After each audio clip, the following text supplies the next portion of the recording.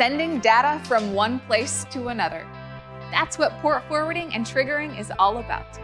In this edition of Tech Talks, we'll configure port forwarding and port triggering on the RV340 series router.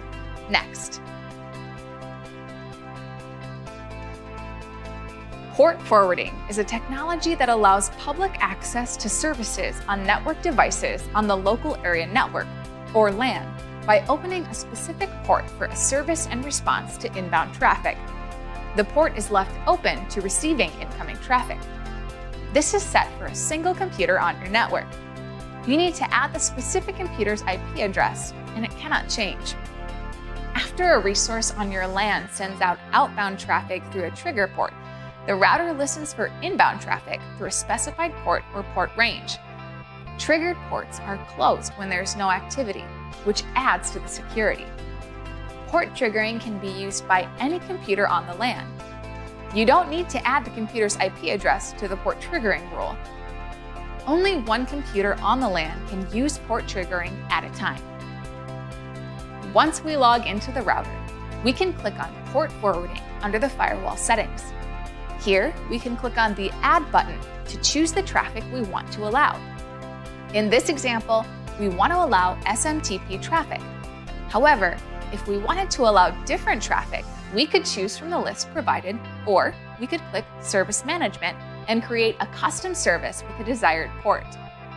For the internal service, we will also select SMTP. Next, we can enter in the IP address of our server in the internal IP address section. We need to choose the interface that will port forward traffic. In this example, it is WAN 1. We'll apply our changes to finish. Next, we're going to configure port triggering. We'll first click Port Triggering, and on this page, we'll select the Service Management button. Here are all the available ports. We'll use SMTP port 25 for our trigger port. We can click on the Add button to create the incoming port that we'll use. For this example, we'll use port 112 as the incoming port. We can add a name, and we'll click on Apply to save. After that, we can enter in our application name. The trigger service is the port that will send outbound traffic. The incoming service is a port to receive the incoming traffic. We need to finally choose the interface that we will be using for the internet traffic.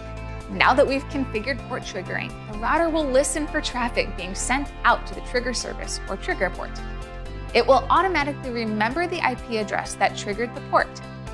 Inbound packets are then forwarded to the same IP address through the incoming port.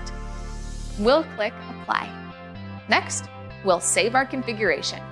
We'll click Apply to save. And that's how to configure port forwarding and port triggering on the RV340 series router. Thanks for watching this edition of Tech Talks. We'll see you next time.